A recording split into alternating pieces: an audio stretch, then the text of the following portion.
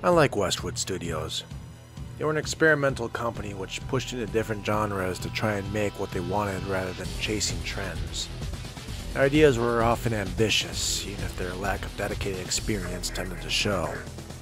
So it was when I heard about Command & Conquer Renegade that I didn't know what to expect. An FPS set within the Command & Conquer universe in which you'd be able to take advantage of the many units and structures seen in the series from a ground perspective. It sounded too good to be true. How had no one ever thought of this before? If only the developers knew what they were doing. Don't get me wrong, Renegade has plenty of ambition. To this day, there are not many who have made an attempt so ambitious as was seen in this title. Problem is, everything else. The game crumbles under the weight of its ambitions, though to be somewhat fair, I'm not sure the developers had the experience to create something notable even as they held back. Renegade takes place in the midst of the First Tiberian War, or the conflict seen in the original Command & Conquer title. You play as Havoc, a GDI commando, and here's where the tropes begin. I'm not entirely certain if the developers realize just how stupidly over-the-top, cliché, and by-the-numbers this story plays out. Sometimes it seems like they're very self-aware and making fun of the genre convention so popular in far too many action flicks and games, but if the story here is a joke, it mostly falls flat. And if it isn't, wow. Havoc is your gruff commando who works alone, scoffs at any and all authority, and always saves the day with a cheesy one-liner at the ready. He's like Steven Seagal trying to impersonate Arnold. His commanding officer is proper, by the book, and has a British accent because, of course he does. His former team is a loose collection of minorities paying homage to SEAL Team 6, complete with a former lover turned mercenary enemy who works for the bad guys except for when she doesn't. You're all trying to help save Mobius, a quirky scientist who is distracted easily, along with his spunky young daughter who's just as brilliant as he is and proves a handful for our hero to deal with.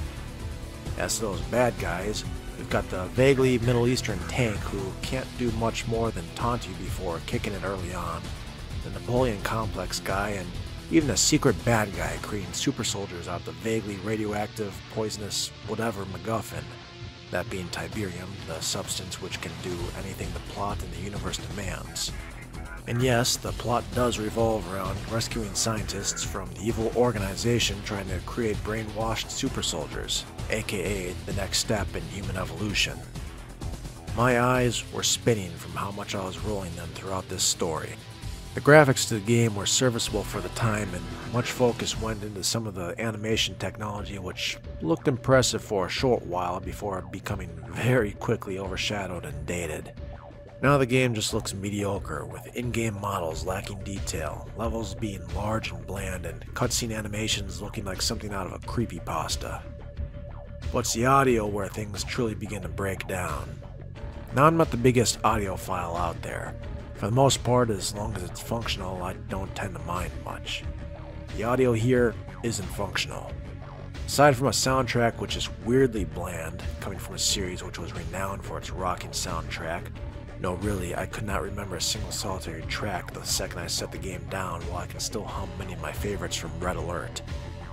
There are many issues with the sound design here which can break a ton of the experience. Like, there are no footsteps. It's not uncommon for enemies to walk right up beside you and start blasting you without you being any the wiser.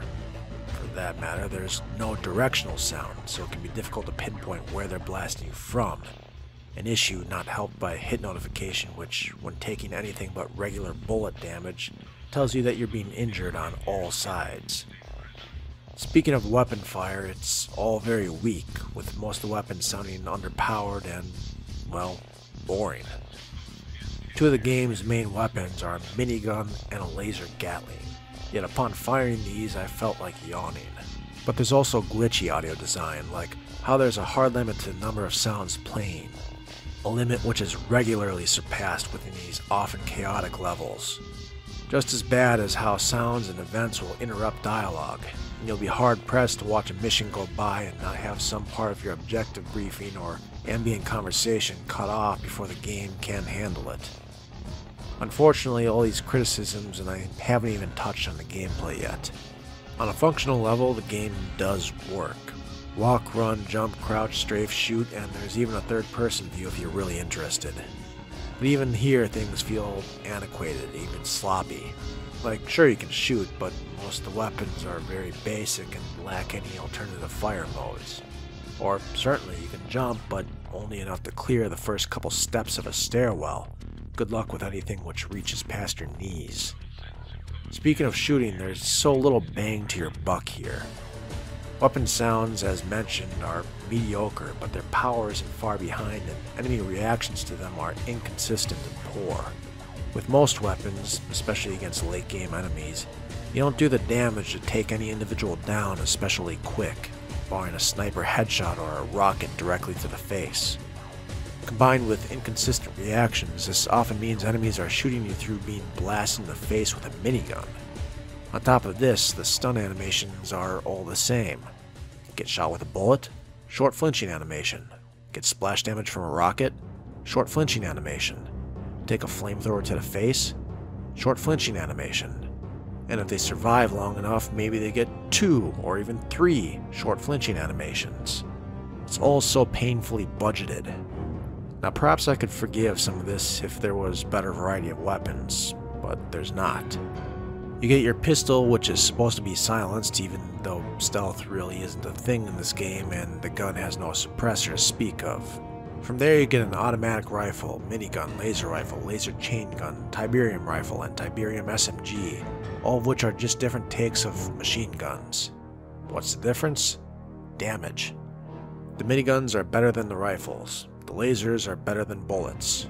Tiberium sucks because by the time you get Tiberium weapons, you'll be regularly facing Tiberium opponents, which are healed by said weapons. There's little call to switch between these weapons other than you're about to run dry on your better guns, which makes half your arsenal feel worthless. Which brings us to the explosive weapons. I'm guessing they wanted to replicate the strategy game this is based off of, where rockets aren't as effective against people as vehicles, but holy hell, explosives have 0 splash damage. Unless you're hitting someone directly, they're not going down. Which I suppose might be for the best, because we'll get into that later. For now, let's get on to the flamethrower and chemthrower. These things are some of your best friends later when facing more tanky opponents. Short range, they are the only weapons which will consistently make enemies, and especially groups, flinch, allowing you to stun lock tough opponents, if you use the right thrower. Flamethrowers do no damage against flame units, and chemthrowers do nothing against chem units and will heal Tiberium units. Oh, and it may turn enemies into visceroids, so, yeah, Tiberium weapons suck.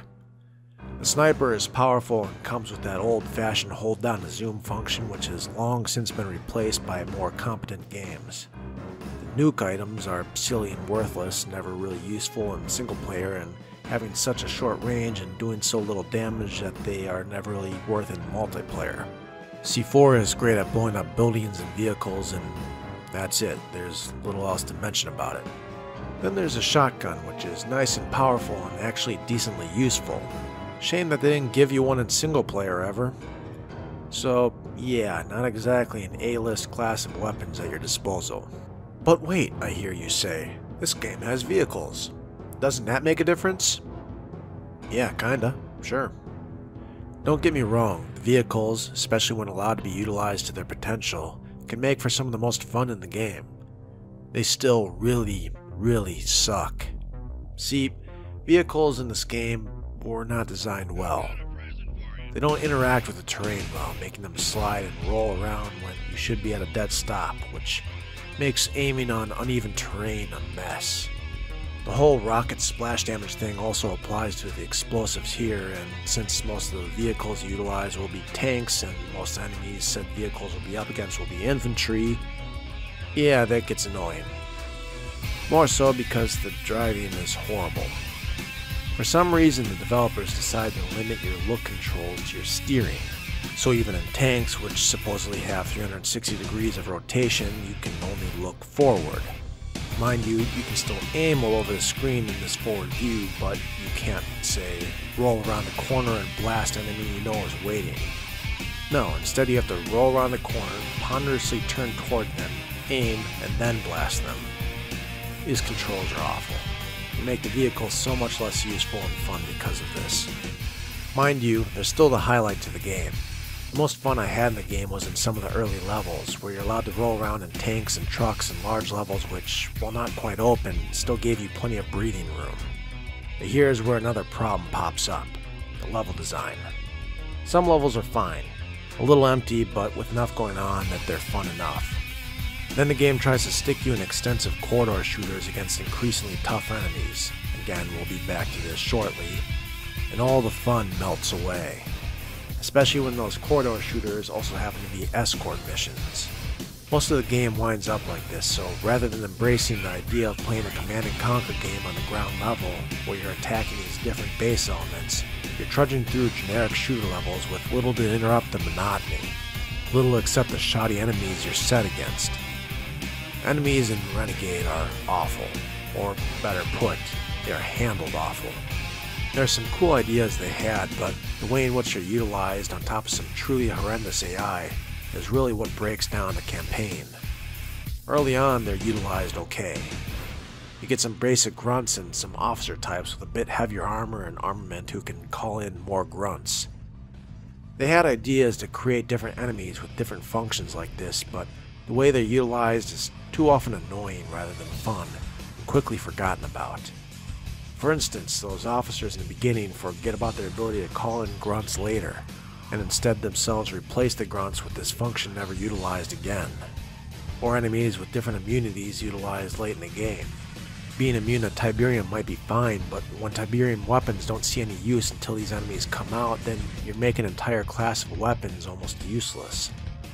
What's perhaps most damaging is the enemies with power weapons, things like rocket launchers and snipers.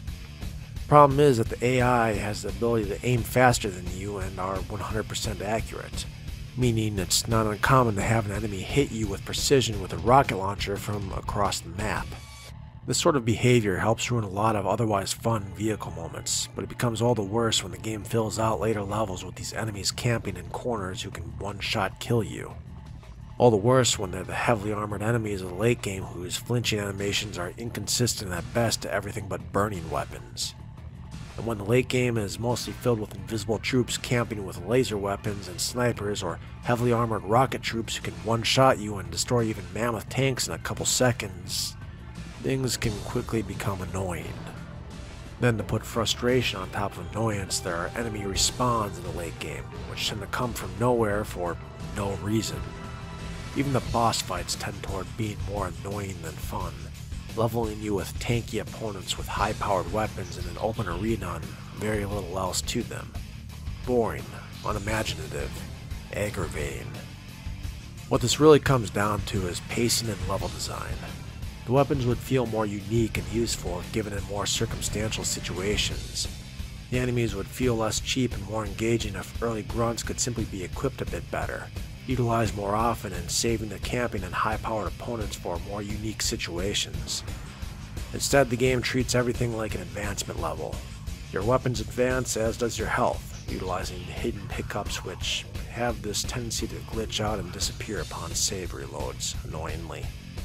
So enemies must do so as well, universally. There's so many aspects of this game which are implemented and present, but just needed a bit more adjustment, a slight of tweaking. It would have worked great, or at least serviceably. Instead, the game, or at least a single-player portion, is a sloppy mess of ideas that the developers tossed at the wall to see what would stick. Unfortunately, it was so sloppy that everything wound up slawing off the wall and we were left with Command & Conquer Renegade. The ambition is here, and there are even fan projects to update the game's multiplayer, with its greater emphasis on the opposing bases of the series proper to make it far more true to what the real ambition of the title was after. But the campaign we have here I wouldn't recommend to any but die-hard fans of the Command & Conquer series. Even then, I'd throw in a few asterisks.